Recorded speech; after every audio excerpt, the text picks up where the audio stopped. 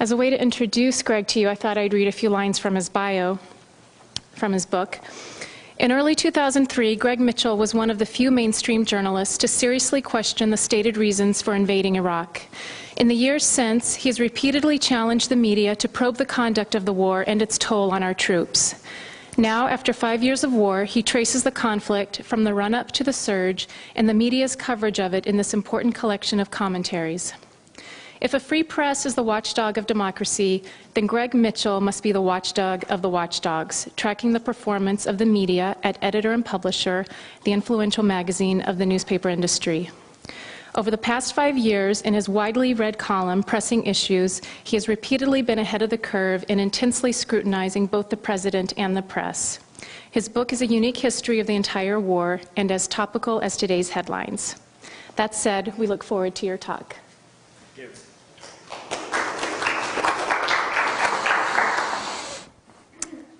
Thanks for coming out on a beautiful night. I'm sure you can all think of 2 or 3 other things you might also be doing tonight, but thank you for coming. And it's also good that we can, after last night, we probably can talk about things other than Reverend Wright and lapel pins and bowling, and maybe get back to the war. You remember the war. Used to be in the news a few weeks ago, but maybe it'll be back. It's also good timing to be here now because we have just seen recently a number of commemorations. We had the 5th anniversary of the start of the war, the 5th anniversary of the fall of Baghdad. We had the 4,000th U.S. military fatality. Of course, there's tens of thousands or hundreds of thousands of Iraqis who have also died. And then we had last week Mission Accomplished, the 5th anniversary of Mission Accomplished, which everyone had some fun with, you might say.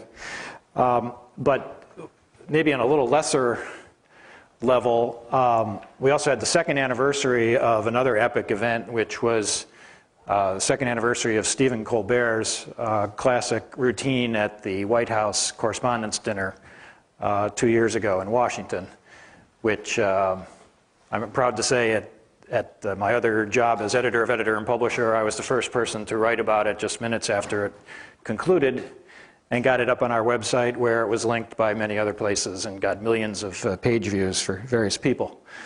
Now what's forgotten about that routine is the people who do remember it remember that he was mocking the president who was sitting just 10 yards away.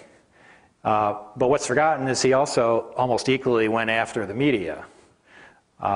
He said, for example, that he was against the liberal media in the room, everyone but Fox News, which is fair and balanced and gives both sides of every story, the vice president's side and the president's side. And he also said, he actually had a long quote, which is right in the introduction. It's one of the first things in my book. And there's a whole chapter in my book on his talk. And in it, he laid out, he said he sort of was reminiscing to the days when the press, during the run-up to the war, pretty much repeated everything the president was putting out.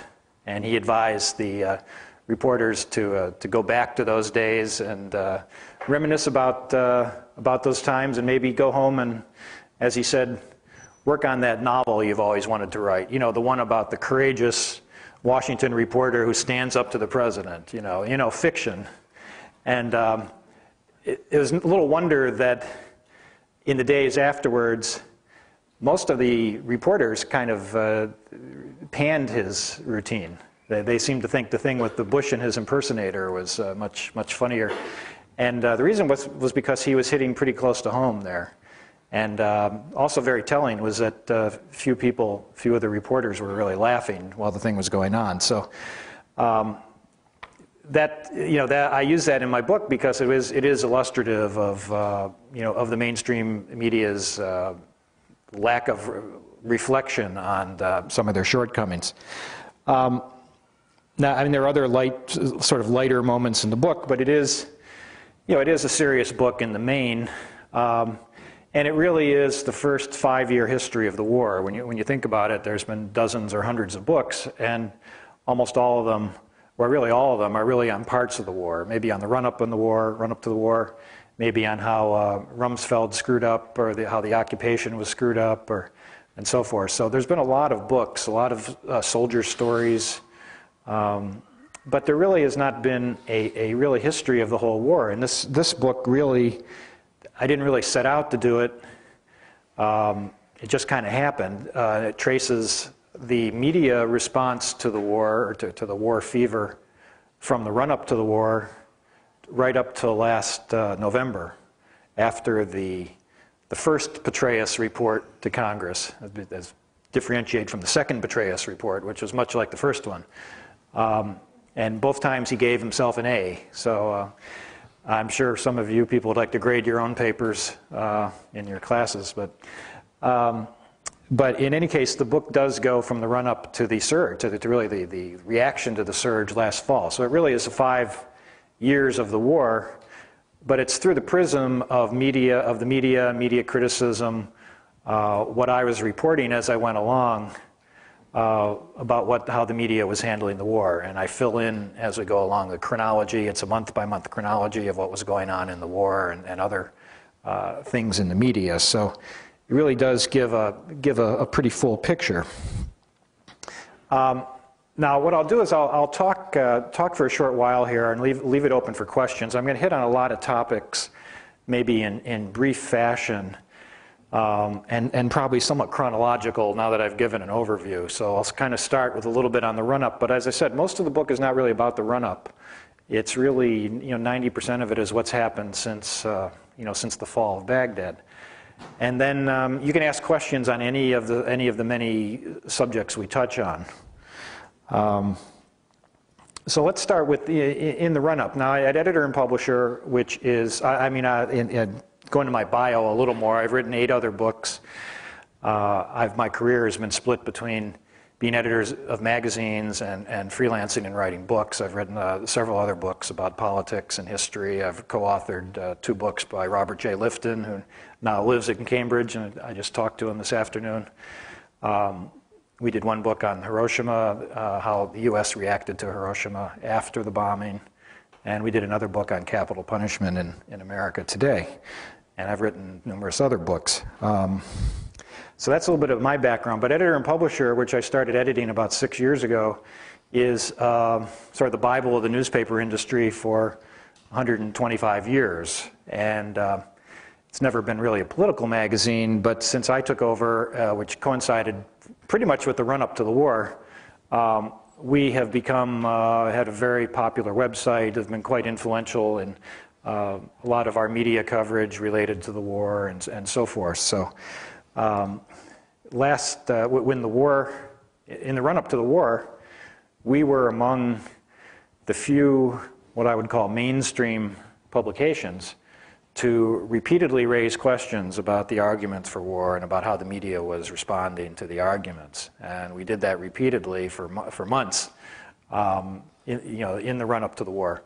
And it's not to say other questions were not being raised, even by the mainstream, but it was very scattershot. We saw the New York Times, for example, had many, horrendous articles. I don't have to detail them here, with Judith Miller and Michael Gordon and some other people, which turned out to be quite bogus, based on terrible sources and so forth. But they also did have some good stories, maybe back on page 22, where some of the bogus stories were on page 1. And the Washington Post was much the same. They don't seem to get as much notoriety as the Times, but the Washington Post is much the same thing. Mainly, the more critical stories were pushed back, and the scare stories were up front. So, but at EMP, we were continually raising questions. So I go back in the book, you'll find my interview with Daniel Ellsberg in 3 months before the war, where he raised very prescient questions. You're saying the government was lying us into the war. They had lied us into the war in Vietnam. They're lying just as much now. And he said, and you can't lie more than that, which I thought was a great line.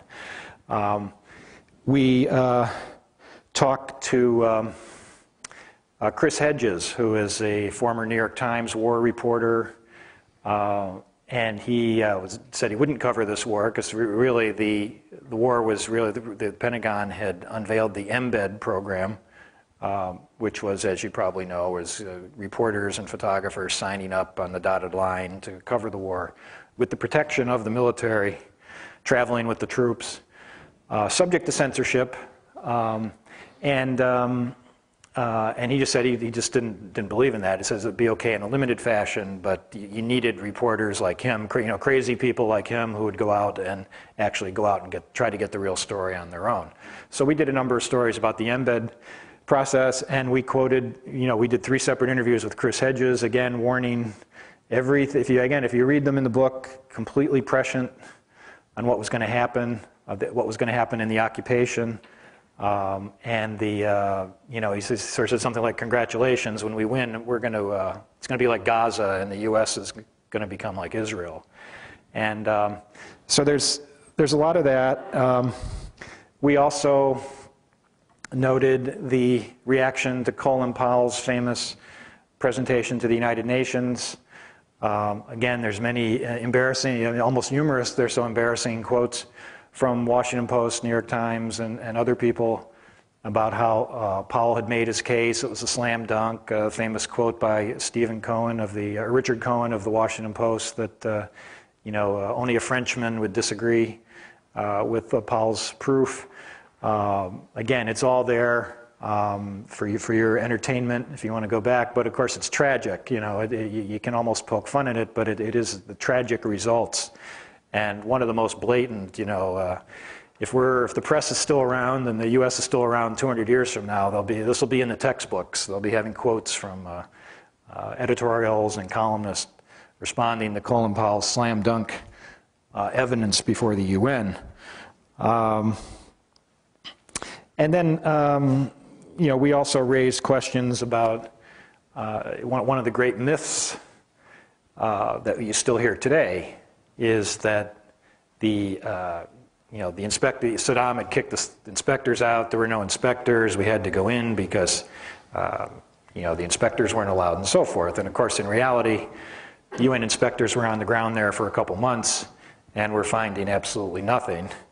And again, the press was poking fun at them and saying they weren't looking hard enough, or they were in league with Saddam, and so forth. And that surely, when we get in there, we're going to find all these WMDs. In fact, our friend Judy Miller of the New York Times even got a special security clearance so she could go in with the military and help them find the WMDs, which again turned out to be bogus.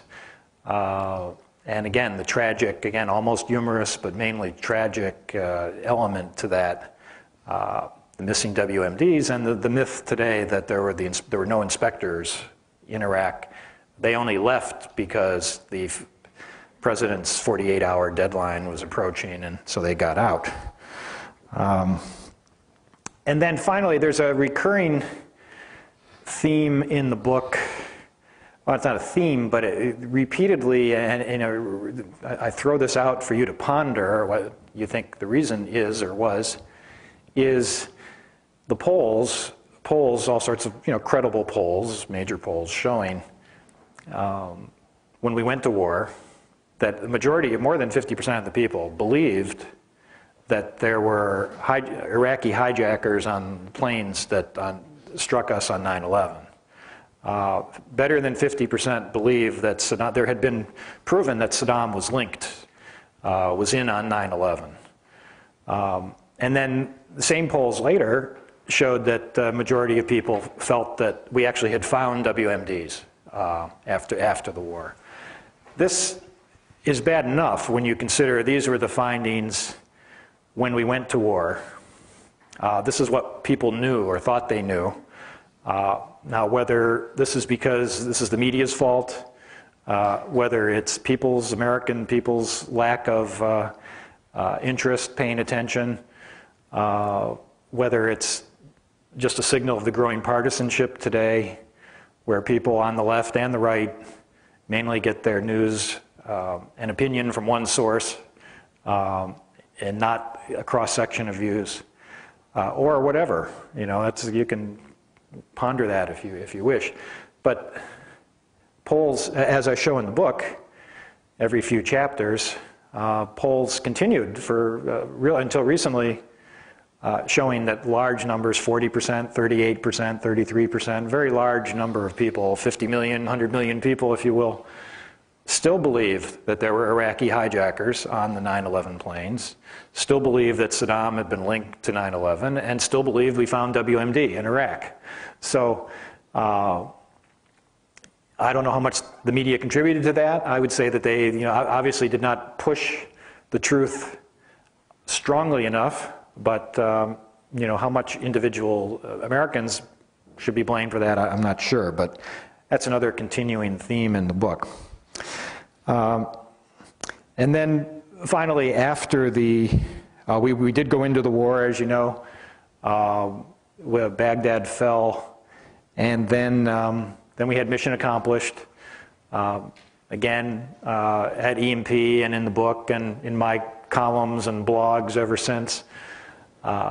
I've returned to mission accomplished and the coverage, and Chris Matthews admiring Bush's flight suit and saying we're all neocons now, and different people saying women love a hero and George Bush is macho, and women love Bush and they love all this stuff, and Brian Williams, all sorts of people, not just the wackos, admiring the Bush landing on the aircraft carrier and the war is over and so forth. We know what's happened since. So that's my thoughts on sort of the run-up and the victory of the war, and the way it's tried to cover it in the book, tried to cover it at the time, and I've tried to cover it, recently in columns and blog postings. I blog every day at Huffington Post and some other places. And so that's where we were. Now, again, the book then takes off from there, and 3/4 of the book or more then covers the last 5 years since mission accomplished. And there are, again, various themes that reoccur. Again, any questions you want to ask when we're done, which, I'll only talk for another 10 minutes or so, and we can have plenty of time for discussion if you want. One continuing theme has to do with the visual aspect, not just the words, and the maybe partly censorship, partly self-censorship, the lack in the American press showing the real graphic images of the war, really up to the present day. Some of you may be aware of the recent bombings in Sadr City. One particular boy was killed. Photos of him being taken out of the rubble was shown all over the world. Americans could see it on websites, but it wasn't on the front page of the New York Times.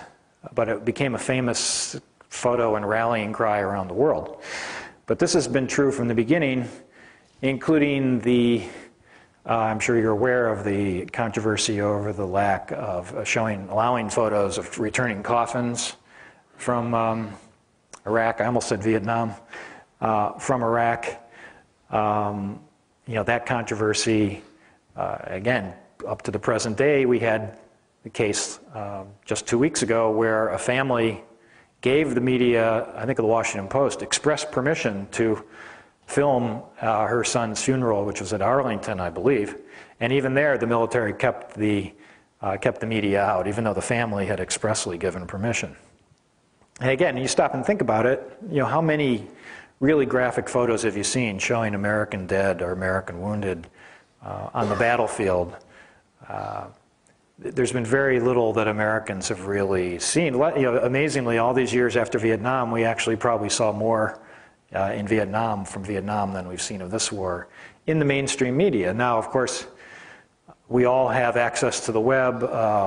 There's plenty of ways to see this stuff. You can't say Americans have not been exposed to it, at least a lot of Americans, maybe like yourself. But vast majority of Americans really have had no clue of the carnage over there, and both the Iraqi civilians and the Americans. They read the statistics about the enormous number of American soldiers who have brain damage or who are suffering from post-traumatic stress. Reportedly 300,000 of them have some sort of mental issues. Huge numbers in the hospitals having lost limbs and so forth. But you say, well, how did they get there? Well, when did that happen? So there's a good deal in the book about the visual side of it. There's also a continuing theme on which, and the book actually only has a smattering, but in real life, about every 3 months, I wrote a column about trying to urge or egg on at least one major newspaper to come out for a change of course in Iraq. Not necessarily an immediate pullout, but going back 4.5 years ago, calling for at least one major or semi-major newspaper to call for a change in course, maybe benchmarks or timetable or something, beginning a phased withdrawal, something all that radical. And never happened. So about every 3 months I'd write another column, I'd get some angry letters from editors saying, how dare you tell us what to do, and all that kind of stuff. It really didn't happen until about a year or so ago. The Los Angeles Times reversed course and came out with such an editorial. And in the so-called liberal New York Times did not do it till last summer, not even a year ago. The New York Times finally ran an editorial saying we need to reverse course and start to pull out, or it'd be nice if we could start to pull out or have a timetable or some such. So that is a continuing theme in the book, the lack of editorials and pundits really calling for a change in direction. Now, it's often, people confuse the fact that probably most newspapers and pundits have been critical of the operation of the war. Some of them called for Rumsfeld's firing fairly early on. So newspapers have been, like certain congressmen and a lot of other people, have not been afraid to be critical of the operation of the war, but they always stopped short when it came to what do we do about it. And of course, most famously, Tom Friedman of the New York Times. Some of you may be aware of have heard of the Friedman Unit, which even has an entry on Wikipedia. The Friedman Unit equals 6 months, and it is in tribute to Thomas Friedman. Again, there's a chapter in my book that has many of his quotes, where every 6 months he would say, we just need another 6 months. The government's going to turn it around in 6 months, or if things don't improve there, I'm going to withdraw my support in 6 months. And when you read the quotes, it's really not an exaggeration. Sometimes he said 9 months. But, and so someone a couple years ago created the Friedman Unit, and it represents 6 months. So if you, sometime someone says when you're going to graduate or something, if it's 2 years from now, you could say 4 Friedman Units. Or, I can't wait till, the Olympics, or I can't wait till this year's elections, which are coming in 1 Friedman Unit. So you can have some fun with it if you want. But in reality, I think, poor Tom Friedman has been picked on a little too much, perhaps, because he actually was quite typical of pundits, very typical. And he made the mistake of continually putting months, numbers, so he was easy to lampoon. But in reality, 95% or 85% of all pundits have said much the same thing. So that's a continuing theme. Sort of a sub-theme, and again, you can ponder this. More than 5 years ago, I may have been the first mainstream journalist to make references, compare Iraq to Vietnam, and use the dreaded word quagmire. I did it first when there was a picture in the New York Times, again, more than 5 years ago, a huge picture which showed Bush had called together a meeting of former Pentagon chiefs at the White House. And there was this priceless photo of Rumsfeld shaking hands with Robert McNamara, the Vietnam Pentagon chief.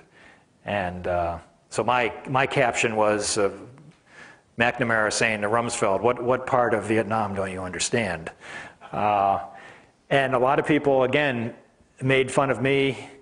How could you call it? I mean, I didn't say it already was a quagmire. I said it would become one. And started making comparisons to Vietnam, and they'd say, well, how could you say that? You know, one's a desert and one's a jungle, or, you know, they have different food. You know, there's no lemongrass in Iraq, you know. But of course, the point was that once you get into a place, you start losing American boys, you spend all this money, you put all this prestige on the line. The longer you stay, the longer you have to stay. And of course, that's exactly what's happened, tragically. I wish I had been proven wrong. But once you get apart from some of the specifics and the overall death toll, there really are a lot of comparisons as we go into as we're into our sixth year in Iraq to the mindset or the you know, what happened in Vietnam. The same sort of problems getting out is what the comparison is. Another continuing theme in the book that I'm sort of particularly proud about is very early on. Again, I think the first column that's in the book is from July or June 2003, focusing on the veterans, or the soldiers and the veterans, the toll on them. Early on, we weren't even counting the deaths that weren't in combat. At that time, I think a majority of the deaths were in accidents, vehicle accidents, things like, you know, insurgents in a truck with a bomb in it were driving towards a convoy, and the convoy went in the ditch, and, you know, 4 people died, and they weren't counted as in the official death toll. It was just a roadside accident. And so I did a couple of hard-hitting columns on that, and within a few days, all of the major newspapers changed the way they counted. So I like to think I had something to do with that. And also, very early on, I may have been the first person to focus on the kind of shockingly high number of suicides among servicemen in Iraq. Again, not hardly reported by the mainstream press or by anyone. Almost impossible to get numbers on it or confirmation. And I've continued this for you know, almost 5 years, as recently as you know, 2 days ago. And the way I do it is I search through Google, and invariably every couple of weeks there's a suicide. Sometimes they're veterans of the war, not people over there, and a local paper will cover it. A local newspaper, because they hear from the family, or these deaths are counted as non-hostile. The Pentagon announces them. They say they're death by non-combat or non-hostile, and they're being investigated. That's all the information you get, all the information you'll ever get. It's being investigated. And, but often the local newspapers will find out what really happened. And they'll report it, and then I may write about it. We had a case I wrote about just a couple days ago. It was reported in a small Alabama paper about a woman who had found out, about a woman whose son had killed himself before her eyes recently, a veteran, and she was now leading her own crusade to help other veterans get treatment. He had been diagnosed with post-traumatic shock and hadn't gotten the right treatment and so forth. This is going on every day around the country. And until the last few months, got very little attention in the media. We see more now, again, bringing it up to the present day. Virtually everything I've talked about so far and in the book has a modern day, it's still going, whatever I'm talking about is still going on. So the book is actually quite timely. We had the case, I wrote about it as recently as this morning.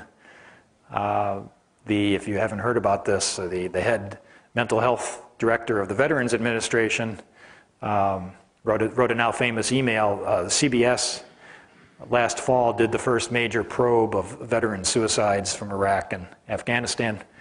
And this director of VA mental health thing sent an email that had the classic subject line, shh. And then in the email, basically told the subordinates not to cooperate with CBS, to mislead them, to not give them the information, and the fact that they knew the VA had been putting out misinformation about this. And even in the email, he admitted that exactly what CBS was charging was true, that there were 1,000 attempts a month among veterans, 1,000 suicide attempts a month, while the VA was claiming 50 or something like that. CBS had the number, and this guy was saying shh. So, of course, people have called for his be fired, and the head of the VA just yesterday testified that he wouldn't fire him because, as he said, everyone makes a mistake. Use bad choice of words, as he said. Everyone's written an embarrassing email, and this guy just had a bad choice of words. I mean, so there you go. So, I mean, this is a continuing thing. The media has paid more attention to the suicides. And again,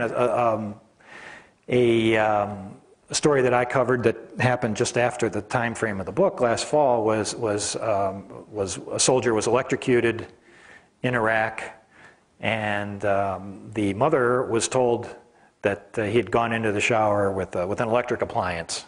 You know, stupid guy. Well, then it turned out that wasn't true at all, and that it was due to faulty wiring, and that KBR was involved, and it started a whole scandal. Now there's a big investigation. There have been at least 12 electrocutions. I helped the mother find out the other cases. She now has a lawsuit going, et cetera, et cetera. So this is happening all the time.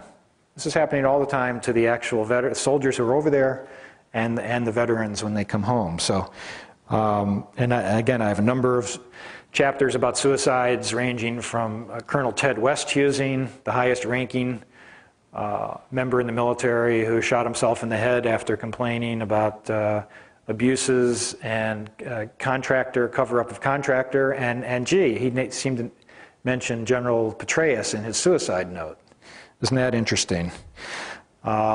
Another suicide that I wrote about that got a good amount of attention was Alyssa Peterson, who was an interpreter, a Mormon, a young woman sent to Iraq, who was, became involved in interpreting, if that's the word, at interrogation of insurgents, and objected to the techniques, torture or quasi-torture or whatever it was, and was so disturbed by it, she asked to be relieved of that duty, and then a short while later shot herself to death again.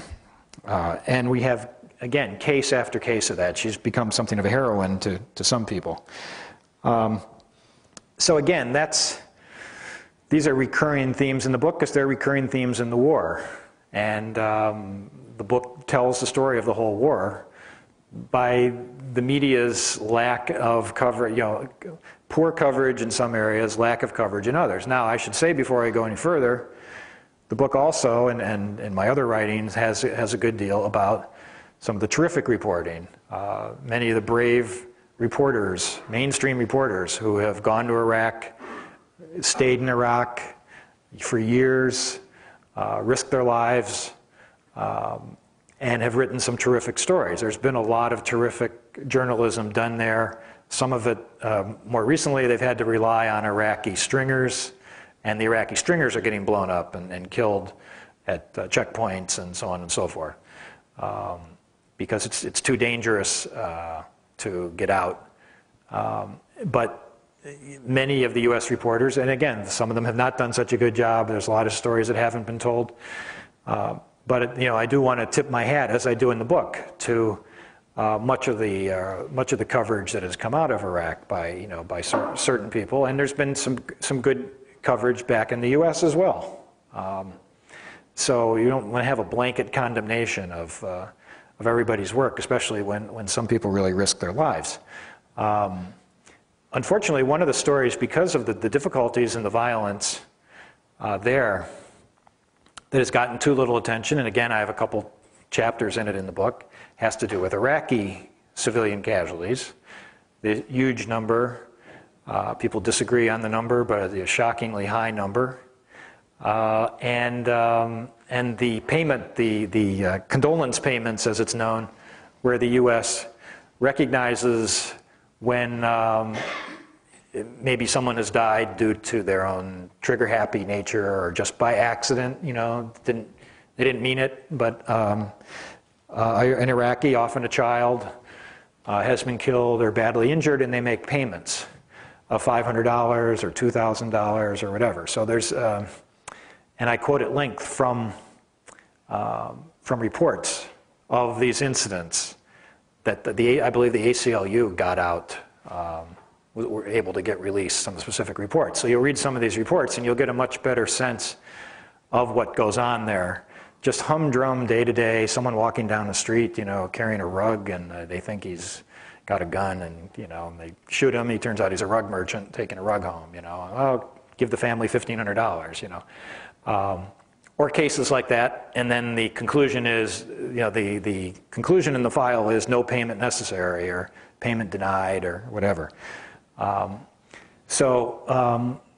This whole issue of civilian casualties in Iraq, you know, again, apart from the Haditha massacre, I think there's a new movie. I saw a review in the Times today about Haditha. Some of the so-called massacres have gotten a fair amount of attention. And of course, it's tragic, but every day, or well, every week, certainly there are large numbers of civilians who are being killed there. And that hasn't gotten nearly the attention it deserves. So that takes us up to more recent times. I'll take a deep breath here in the home stretch. And I just want to get into just developments from the past year very briefly. And again, in 5 minutes, we can go to questions. First thing I would say is probably the biggest press failing since the run-up to the war occurred, well, really a year and a half ago in another run-up, and this was the run-up to the surge. You know, it became very clear, again, I'm not 100% sure of the day, around November, a year ago November, when, you know, if you remember, the Iraq study group came out with their report, which people thought was going to be a life raft for Bush, that it urged more negotiations, it urged, you know, benchmarks and timetables and being willing to start withdrawing and so forth, and that Bush would hold on to this for dear life as a bipartisan solution. And, you know, almost from day one, he said, well, I don't know, I've got my own idea. You know, well, it's good idea, but I'm working on my own plan. You know, ding, I don't know, the alarm bells went off for me, but yet the media once again went sleepwalking into the abyss. And week after week passed. Bush even announced, oh, I'm going to announce my plan, January 7th or whatever the date was. Press, you know, enjoyed their Christmas holiday and so forth. And I did a column, which I think is in the book, around January 1st, which pointed out that not a single major newspaper, and by major I mean top 30, had written a single editorial about the surge, about the coming report. Not even a pro or con. I mean, they couldn't even work up the enthusiasm to say, gee, we hope Bush stays in Iraq forever, or we hope he pulls out. There's nothing. And here's this flashing light, you know. Bush is going to announce, and you know, people in the know were saying he's probably going to announce an escalation. He's probably going to want to send more troops. He's got this plan to try to do it right this time. And there was nothing. And then finally, a few days before, maybe 2 or 3 days, there were a couple columns, there were a couple editorials. Some people said, well, it'll be interesting to see what he says. We hope he makes a good argument. We don't know, we're a little nervous, you know. And the New York Times did the same thing. And then the day after, or 2 days after the speech, then a lot of people weighed in. Oh, I don't know, is this a good idea? You know, well, maybe it's a good idea. He didn't explain it very well. We have questions and so forth. So essentially, he got a free ride again for this escalation, which, as predicted, by some, went on. It was not a surge. It became a permanent escalation. It's now a year and a half later. We have more troops in Iraq than we had then. And yet the press, first of all, didn't raise questions about it beforehand. And then when it started, it was, well, we'll see where we're at in 6 months. It's probably going to be over. We'll send these troops there. They'll come home, and Bush will have his little 6-month surge. And of course, it's become 18 months and counting. So that kind of bugs me a little. Also, this year we have a downturn in coverage overall, lack of coverage, absence of coverage. I was on Jim Lehrer's program a couple months ago with reporters who were all sort of saying, well, we have our budgets cut, and we're covering the campaign, and the mortgage crisis, and so forth, which are all true.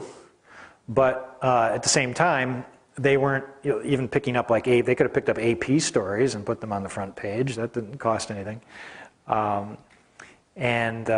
So there was a real drop-off in coverage, and then they'd say, well, polls show the public is not as interested. Well, of course, the public thought, judging from the press, that the war might be over, or was practically over, or the surge had carried the day.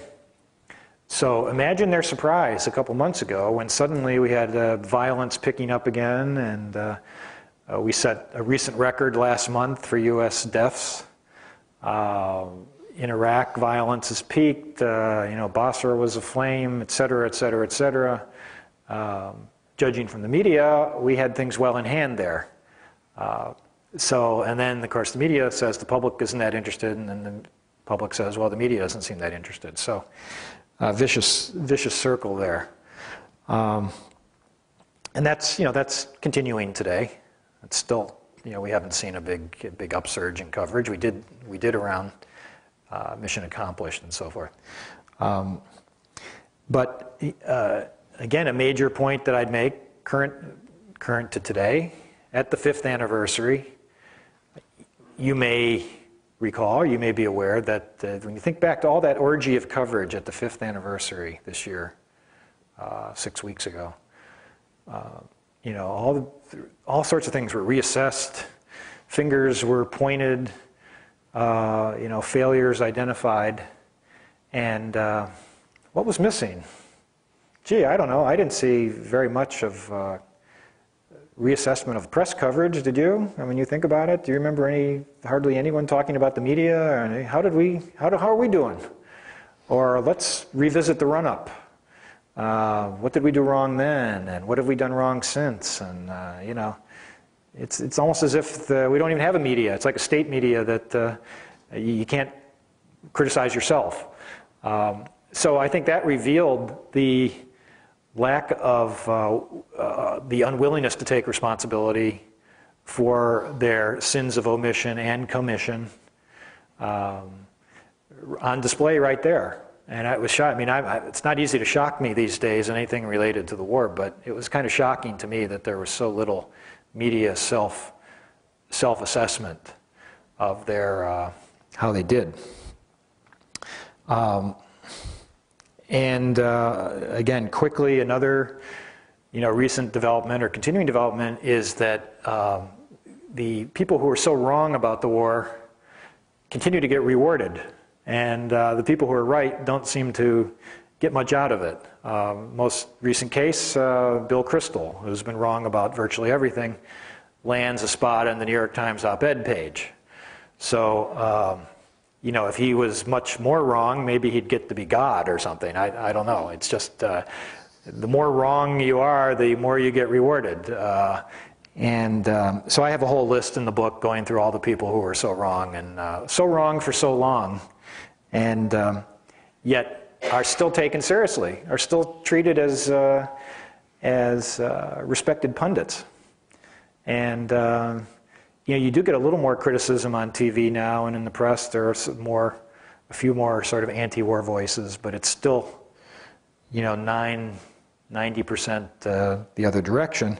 Which brings me to the next topical topic, which is what I call the media generals. the recent scandal, which surfaced and then kind of disappeared, the so-called propaganda Pentagon plan, where they deployed these retired military officers who became spokesmen for the war in the run-up to the war and ever since, who were given talking points at the Pentagon, who were kicked out of the program if they got out of line, who were monitored, taxpayer money, hundreds of thousands of dollars paid to a company which monitored all the statements of these officers when they went on Fox and all the other networks to deliver the talking points. And as we've seen since this came out in the New York Times, virtually none of the networks have commented on it or they've defended it. Brian Williams defended the NBC recently, and the story has almost disappeared. And it's really one of the real media/Pentagon scandals of our time. You know, these are blatant taking people who are presented as experts who are being given talking points by the Pentagon, but it just, you know, it only made more blatant the fact that, particularly in the run-up to the war, there were very few anti-war voices on TV. You had 14 generals and maybe one person making a little peep in protest. So, so that's a current issue. We had just yesterday or 2 days ago, a subject near and dear to my heart, Michael Gordon of the New York Times, raising fears once again about Iran, beating the drum, without saying he's beating the drum, but every few months he comes up with a story, usually on the front page of the Times, about Iranian weapons in Iraq, about Iranian operatives in Iraq, Iran working with Hezbollah. One of his sources, I have a column in the book, one of my favorite all-time names for sources, that Michael Jordan, boy, we'll call him Air Gordon, that he used, one of my great sources, Hamid the Mule was one of his sources for one of his columns. This is almost as good as Curveball, one of Judy Miller's sources. So you have this continuing drumbeat today, relevant to today, possible attacks on Iran. I think, to be fair, a lot in the media have learned a lesson. I think overall, mainstream media a little more critical of the drumbeat for war when it comes out, that Michael Gordon gets his front page story, and then others, such as McClatchy and other papers, come up with different stories. It's not as uniform as it used to be. So, I mean, to be fair, I think there are more questions raised in the same similar kind of push for an attack on whether it's Syria or Iran or whoever, but still not enough. And it's really, I suppose I should close with, you know, my overall thrust of the book, I suppose, is, you know, goes back to when I was in journalism school, and really kind of the first rule you're sort of taught, or used to be taught, was to be skeptical. Even if you become a reporter for a little tiny newspaper in Topeka, and you're just interviewing the local, garbage department official, you don't take what he says as gospel. You know, you check it out with other people. You see, maybe you get some documents or whatever. And that doesn't mean be critical, doesn't mean be negative, but skeptical. And yet the greatest reporters in the country were not skeptical enough when Colin Powell spoke to the UN, when Dick Cheney talked about aluminum tubes, when President Bush linked Saddam to 9/11 or to WMDs. And these were the greatest reporters in the country. Some of them did a great job, but too many were not skeptical. So I think that's the way I will wrap this up. So we have time for questions. So, you know, thank you for paying attention.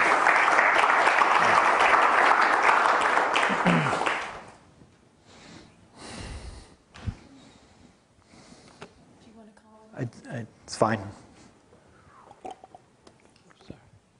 Hello. Thank you for all the informative discussion. But the problem is everything you said is stuff that we already know. And we are here, we're uninformed and misinformed people. You're the informer of this group.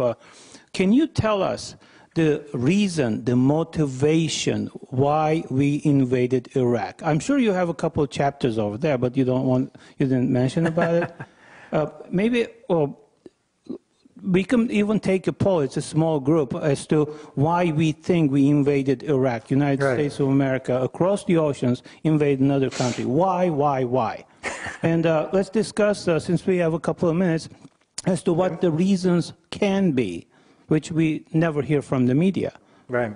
Isn't that a smart, something that we should know before we decide or discuss whether we should get out of Iraq or when? Right. Well, that's a good point. I mean, unfortunately, my book is really not about that subject. It's not a book that focuses on the why. It more raises questions of why the media fell for the stated reason of WMD linked to Al-Qaeda and so forth, rather than looking at the time into what the other reasons might be. Including just simply that it was, the Bush came to office determined to do this. It wasn't even like he needed a reason. So anything I would say, I mean, anyone here might have an opinion just as good as mine. I'm not an expert on exactly why, and I'd be surprised if there's a simple answer. If someone just says it's all about oil, I would suggest that's probably not all about oil. It may be partly about oil. You might say it's all about Bush wanting to finish the job that his father didn't complete. Well, that may be part of it, but I don't think that's all of it, What I do reject is the stated reasons, and I reject the notion that the media, it's often said that the media can be forgiven because, well, it was post 9/11 and patriotic fervor and et cetera, et cetera. Well, Afghanistan should have taken care of that. If you want to say we shouldn't have bombed Afghanistan the way we did or whatever, but patriotic fervor, payback, revenge, that's perfectly understandable. But Afghanistan should have taken care of that. So I don't accept the fact that the media, naturally kept playing along with this just simply because of 9/11. But it is an important, in addition to the numerous things that you've highlighted, a significant gap in corporate media coverage that there doesn't seem to be any, in addition to all the other many things you enumerated, there's no investigation of, okay, so this is not the reason. Right. What is the reason? Right. Oil is the reason for 1991. Well, the latest thing today, which because I've been traveling, I haven't caught up with, but apparently the most important White House emails from the run-up to the war found out to have been erased or something. They were the group that was petitioning for them through the period up to May 2003, and they got the tapes and they're all missing. So have to catch up on that. What do you think about the suppression of certain things in which the media has nothing to lose, like Winter Soldier? Winter Soldier, yeah. Anything about it, and well, we covered it. The only thing that's covered it is Democracy Now! Right. No one else has, and I don't think media has anything to lose directly from it, but still. Well, that's a good point. That's a subject probably. I mean, we covered it at Little Editor and Publisher. But you have to be interested to start with, and the mainstream media would probably say, "Oh, it was a conference. We have so many things to cover, and there are all these other things going on, and we couldn't spare a reporter." And was it in Detroit, or wherever it was held, Washington? Couldn't get it together. But it's I mean that is part and parcel of the whole lack of interest in the whole question of atrocities and civilian casualties, and digging too deeply into that. So, beyond that, it's fortunately, I mean, editor and publisher is for the mainstream, or it's we came into being for the mainstream newspapers mainly. So it pains me to to sort of say that one of the reasons they've lost audience and continue to lose audience is that people like you feel they need to go to other sources, websites, blogs, foreign press, BBC, whatever your Democracy Now, whatever you get it, to get that information. And it's all the more, like I said, shocking to me when they would not own up to their shortcomings in the run-up, in the whole coverage of Iraq, because it's one of many reasons, but it's one reason that they are losing audience, particularly with younger people, because they feel they're not not telling it like it is or telling it often enough.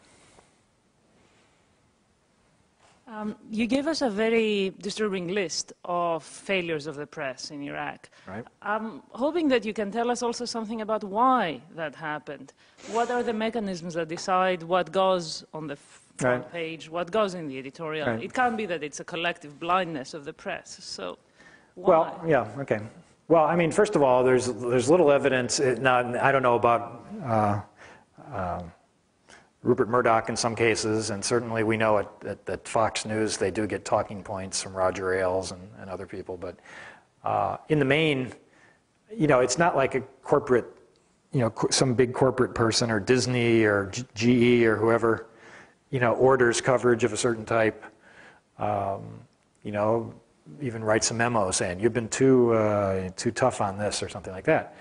It really is, it's like in any big company, certain people get hired, and then they perform in a certain way that could be expected based on the people you hire, and within parameters that are set. We saw the example that's mentioned in the book is that Phil Donahue at MSNBC was practically the only kind of war critic on network or cable news in the run-up to the war. And his bosses kept saying, well, it's fine, you can do that, but you've got to have, for every guest you have who's against the war, you have to have 2 or 3 who are pro-war. That was one case. A memo came out about it, and he eventually got canned, even though he had the top-rated show there. And he was, he was let go. But that was a rare case where there actually a memo surfaced where, one of his bosses was on his case. Usually it's not that direct, and people self. That's why the key factor is self-censorship, not that someone from above is giving you orders.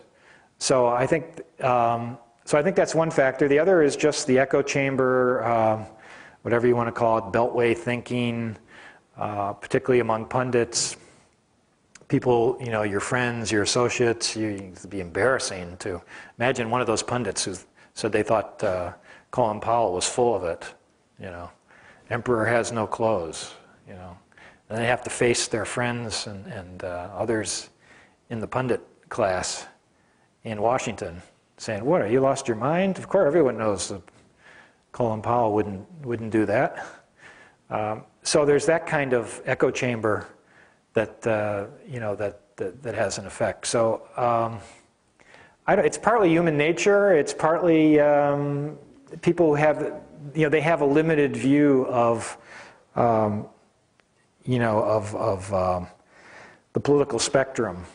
It sort of goes from near liberal to far right. It's sort of like you have this whole wide spectrum, and you kind of have near liberal and far right, and this is the thing. And then you got all these people out here who, the Amy Goodmans or whoever, who don't really make it on TV or mainstream TV. So.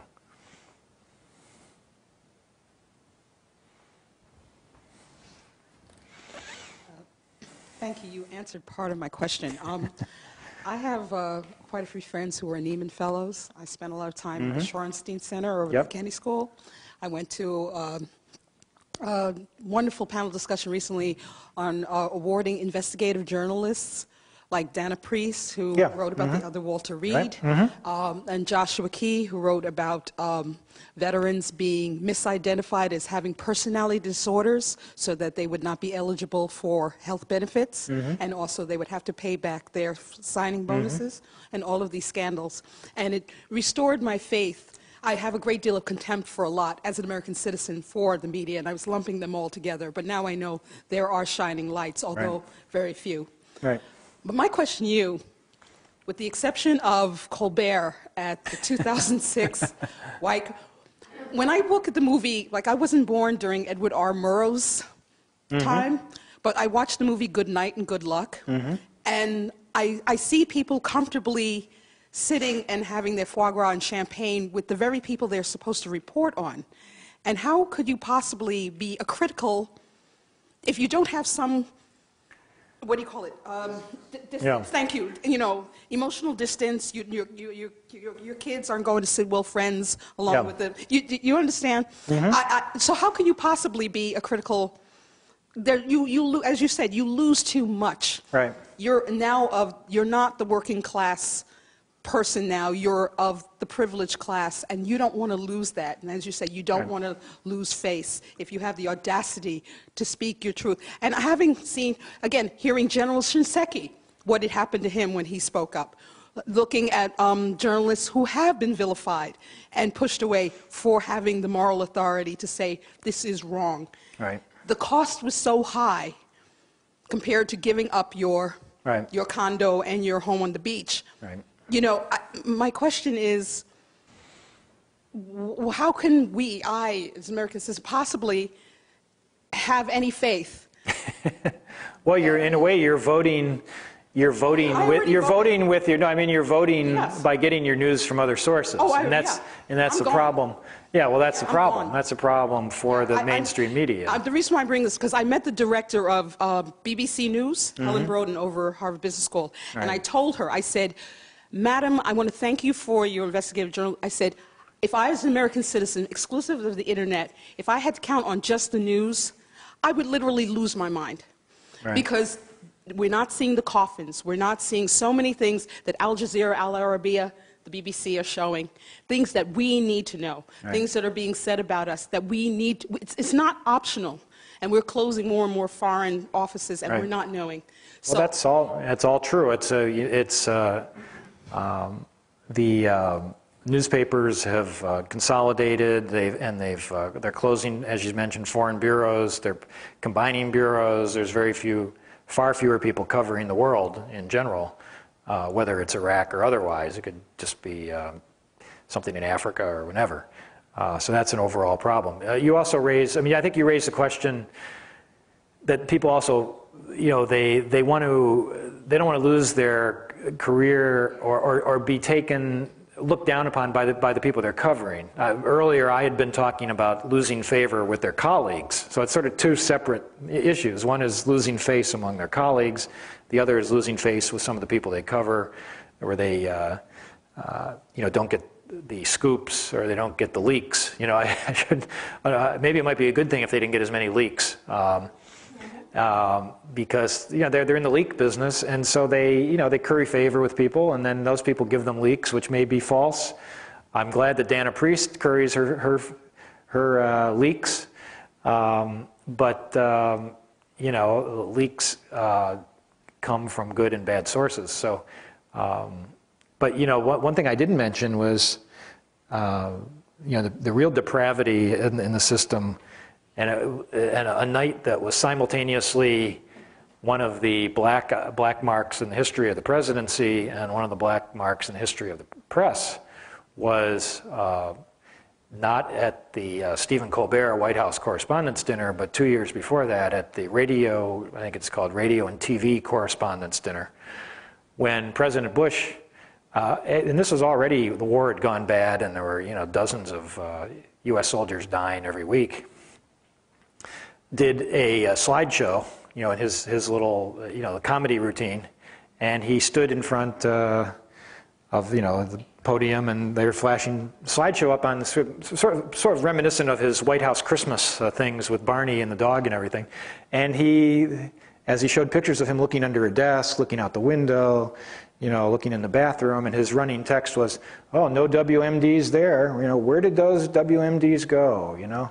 Darn, you know, what happened to those WMDs? And he's looking under the table, and it's, you know, ha-ha. Made even worse by the press laughing along with it. And my friend David Korn was practically the only one the next day who wrote something saying he was at the dinner, saying he was appalled by the, you know, the reaction of the press.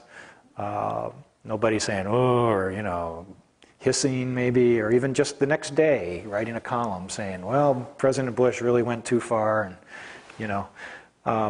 So that's, I have a chapter about that in the book. And so that's, you know, that's maybe combined several things there, including the press people sitting at a table with their colleagues who are afraid to, you know, show displeasure and want to laugh along with their colleagues. And then the whole room is laughing and so forth. So, over here. Since you mentioned David Korn, it's a good entree. What people have mentioned Democracy Now! And blogs and internet, but what hasn't been mentioned are the smaller, not mainstream media, like The Nation and Progressive and Mother Jones and so forth. I've subscribed to The Nation for decades, and I resonated with what you said a little bit ago about the spectrum is kind of from something liberal to right wing, but people consider something like The Nation to be just left wing. They're not objective, you know, as if mainstream media were objective. And I think, I mean, unfortunately, David Korn has left The Nation, right? But well, he's at Mother Jones, so. But Eric Alterman, I mean, there are a lot of really good people, and sometimes I just feel frustrated. I mean, that's where I go to find out what's really going on, but I suppose it's, well, you know, hopeless to think of that becoming more. Well, there is more. I mean, I mean, maybe it's inevitable, and I suppose I've become as bad as anyone else because I blog and I have an opinion column and everything else. But I think it's unfortunate that we're coming to a place where, as I mentioned earlier, everybody, or vast majority of people now get all their news from places they already agree with, and the same places, and they go to ideological places for their news and opinion, and you know, it's unfortunate. I'd rather have people who do, you know, at least go to the BBC, or you go around the internet, go to all sorts of places, valid news sources, and not just get their news from Fox News and Rush Limbaugh and so on and so forth. I think it's, you know, it's kind of tragic that it's you kind of have there's not so much dialogue going on. But I lost my train of thought on what the point I was building up to.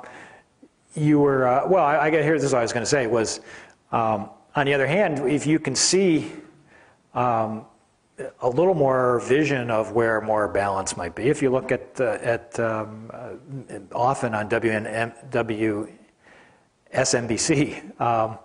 in the evenings, even in the election coverage, where now you have Keith Olbermann, who some people think is pretty liberal, and you have Rachel Maddow from Air America, who I know is very liberal, and Eugene Robinson, who is the black liberal columnist for the Washington Post, and then they put Pat Buchanan on there. So it's almost like a reverse of what we often see. We have a right-wing guy, and then you know, a couple sort of liberal and kind of a lefty person on the panel. And they mix in Joe Scarborough, and they mix in Katrina vanden Heuvel and so forth. So, you know, I think, you know, that is closer to a spectrum, particularly when you look at the war. I mean, when you have, you know, 66% of the American public who say the war was a mistake, it's not worth fighting, and we should get out. You don't see 2 out of 3 experts on TV, particularly if you factor in Fox into the total, who are against the war. You know, you're lucky if you get 50-50. And yet the American public in every poll is 2/3, it was a mistake, it's not worth loss of American life, we should get out. So it has a long way to go, and I'm not sure we're really going to get there. Thanks. I have a couple of observations, but first of all, I first encountered your work, I think, some years ago via... Oh, this could be scary. No. Well, maybe, but I don't think so. Via Common Dreams, the website, which I think has been an important example of sort of internet-based alternative information that's been widely read. And so anyway, thank you for what you've been doing. A couple of observations.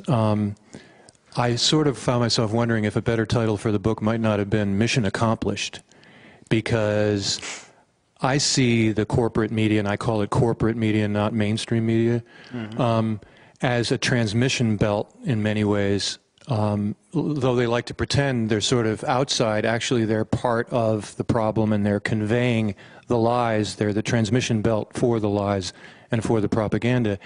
And I am interested in the question of how this happens, and the sort of systemic, or, you know, the question that was asked earlier about how this happens. Why is it this way, and of course, what can be done about it? One simple thing might be, when you mentioned Phil Donahue's program, I mean, the sort of obvious thing is that NBC is actually part of a giant military contractor, conglomerate, GE Corporation, one of the biggest military weapons producers in the world. But I think obviously that maybe can be too easy for some of the corporate media. But there is this sort of corporate nexus. They're not sort of apart from it. They're part of corporate power in this country, and that raises a couple of, I mean, I've sort of gone to sleep on a lot of this stuff over the 5 years of... Not tonight, I hope. Psychic numbing. But the relationship between government regulation and the FCC and corporate media and campaign contributions and paying for television time for political advertising, that's an area that hasn't been touched on that I think is interesting. I also think that I love it when there's a bemoaning of the fact that people are tuning out. I think it's great that people are tuning out from corporate media and choosing to get their news from Jon Stewart from The Daily Show. I think it's a great program. I think it's more reliable. I think it's more entertaining. I think it's a pithier summary. I watch it whenever I can, and I enjoy hearing certain, not you, but some people say, oh, isn't it terrible young people are getting all their news from, you know, in the New York Times bending over backwards to call it fake news anytime they report about it. I get a laugh out of that. And another quick observation about Winter Soldier. I actually, this is sort of an aside, a guy I knew once, ambitious, wanted to have a career in journalism, ended up being a feature writer for the Washington Post, and I approached him about an effort that I was involved with once in Washington, D.C., and his response to me was, well, we don't feel obliged to cover every demonstration that happens in Washington. But more relevant is, I think the attitude that I've encountered, and that, well, these people are just trying to manipulate us. You know, Winter Soldier, well, they have an agenda. But what's interesting to me is it's so easy for them to talk about the agenda that people who put on Winter Soldier have, but not the U.S. government, not the Bush administration. They're so courageous in fighting the manipulation by the left, or whoever they are, but they have no balls or gonads when it comes to the real power that's manipulating them, that they're part of on a daily basis. So I just wanted to share that insight as well. Well, that's a lot to respond to. You know, like I said, I think obviously the corporate media is an important concept, and there's getting more and more attention, and looking at the FCC and everything. I do think that you know, the problem is lack of voices. I mean, I still would like to see more voices in the mainstream. I like to have millions of people, even like the Comedy Central. It's nice that a large number of people can watch that, as opposed to if they're on a public access station, you know. So I'm all for reaching as many people as possible, and you know, more diversity would be good. I think that all the points about corporate media, it's all true, but I think also, you know, they're out to make a buck. And for example, NBC is now pushing MSNBC as almost a liberal alternative to Fox. Oberman's ratings have doubled. They feel they're on the right path in getting more people. And not that it's left-wing now or will ever be left-wing, but I think, you know, they will, if they think they can carve out a niche there and make a buck off it, they're not going to hold back and say, well, you know, we're owned by GE or whatever. So you know, it's not a straight line, but the overall trend is, or the overall situation is, you have so few people. You have the interlocking directorates that you know, that control everything. I think the Nation every year, I don't know if they still do it, but they used to do an annual, you know, kind of family tree of, you know, who owns what, you know, and you can link all the things. There's not that many. You can trace back to this, you know, small universe. So I mean, that's what's scary. But and I think it's all true. But on the other hand, I think the way the media is set up and the fears that people have and the careerism and the echo chamber and everything else, you know, what has happened with Iraq, you know, it probably would have happened much the same way anywhere, you know, with these people. And it's the turning point is, as you said, so many people now getting their information in other places. You know, I'm all for people, you know, getting information in other places, but I'm enough of an old-time journalist to want to believe in facts and facts over opinion whenever possible, and get all the facts, and don't just get it because someone is telling you something, and don't become, you know, like the Rush Limbaugh's ditto heads, you know, and so I'm still a big believer in, you know, getting as many facts as you can. So. The New York Times and the Washington Post are special interest in this whole discussion. What do you, I mean, in that, well, in specific instances of the New York Times and the Washington Post, right. I have a suspicion that there's an agenda that is specific to those corporations, those institutions, that has to do with Israel. Is that misguided? I mean, I look for evidence for it. I think there's some. Do you think within the larger picture of the kind of critique that you and others, yeah. What do you make of those two important, extremely, you know, the two major newspapers of record and their role in, you know, endorsing the war? Yeah.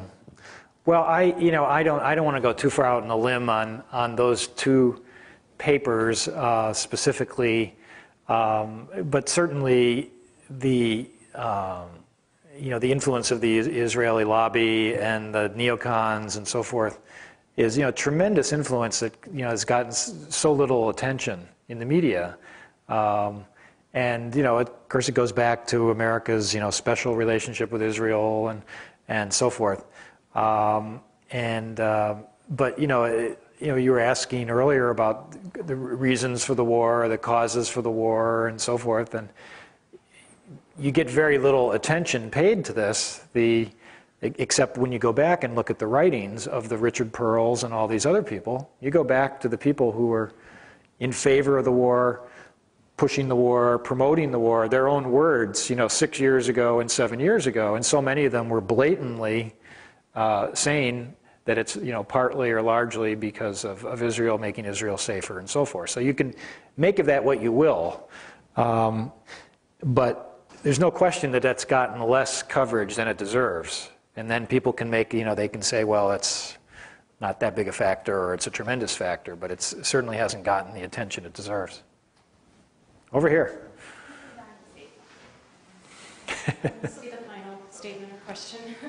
Well, I'm so glad that you came a little bit close to the motive, just like Scotland Yard does. When there's a crime, they look at the motive before they arrest somebody. And looking at the motive is going back in time. You go back. When did the cheerleaders, you tell, since you don't have an opinion about, or a chapter about the motive of why we invaded another country, maybe you can be the referee as to if this can be the motive. If these guys, 7 or 8 or 9, the cheerleaders and the supporters of the occupation between 92 and 96, they're cheerleaded for one reason only. And in 97, they established PNAC, Project for a New American Century, which has the same office as American Enterprise Institute. And after 97, yes, it's WMD, oil, we're going to kick butt in other parts of the world. But between 92 and 96, consistently, those 8 or 9 individuals, they cheerleaded for the reason of occupying Iraq for one reason only, and majority of them, about 88 of them, were in the White House within 3 months of when Dick Cheney or George Bush came to power. Can you tell us this can be the motive, whatever that reason is? Absolutely, it definitely is a motive, and I said you can go back to look at what these people, these very influential people, what they were promoting. You know, Wolfowitz himself said in Vanity Fair, he was quoted as saying, "Oh yeah, well WMD, that wasn't the real reason, but it was, you know, that was the only thing that would sell." Which is a very revealing comment. So you say, well, WMD, for these people, the WMD wasn't even the real reason. What was the real reason? So then you go back to some of these things. But again, I think it's interlocking. The same people who maybe were extremely concerned about Israel and were driven by their concern for Israel also were very, hated, the idea of, Saddam having influence or having survived the first Gulf War. They're still mad about that, and they want to get back at, strike a blow against Iran or whatever the motives were. So it's interlocking. It's not like they didn't have other motives as well. No, so they didn't have any. Between 92 and 96, they had only one reason why they published those research paper when he was in part of the Pentagon, Paul Wolfowitz, and Richard Pearl. But the thing is, there was no mention of oil, there was no mention of WMD, there was no hatred for Saddam's mustache. It was only for one reason. Okay, I know. I'm disappointed that you didn't reserve one chapter for that important thing. Well, again, it's not the focus of the book, for one thing, and second, like I've said, I think there are interlocking motivations. It's just like there's interlocking motivations for why the media has acted the way they did, and I just don't like to reduce things to one simple answer because I think it's people have different motivations and it gets all mixed up in a lot of different things. But the bottom line is that every motivation you've talked about, including oil and all the other things, have not been explored enough by the media, so that people have a better idea of what the real reasons were. I mean, to me, and I do make this point in the book, what always amazed me, and maybe you can point out the poor logic in this, but it always kind of amazed me that people were saying, well, we're going to war because of the WMD, okay? And we're going to send 100,000 troops invading, heading for Baghdad, and because we think Saddam has WMD. Well, if he has WMD, if he's ever going to use them, he's going to use them when he's got 100,000 troops approaching Baghdad. And yet we send 100,000 troops into what should have been a massacre. But by all rights should have been, if Saddam had WMD and if he was as bad a guy as we said, should have been a massacre of just horrendous proportions and the most awful kind of deaths you can suffer from chemical biological weapons. And yet we did it. Yet we did it without seemingly that much concern. So it struck me at the time, and I wrote about it at the time. Is there something wrong here? I mean, doesn't it seem like maybe we don't really believe? We think maybe there's a 1% chance that he has WMD because we don't really seem to think we're really risking 100,000 lives. So so that's the point I made. And now, but we can leave it to, you know, leave it to you to, you know, explore all the other reasons, all the possible reasons. But I certainly agree that WMD was never the point. Well, it looks like we're at the witching hour here. Thank you, Greg. So thank you for coming, and thank you for the good questions.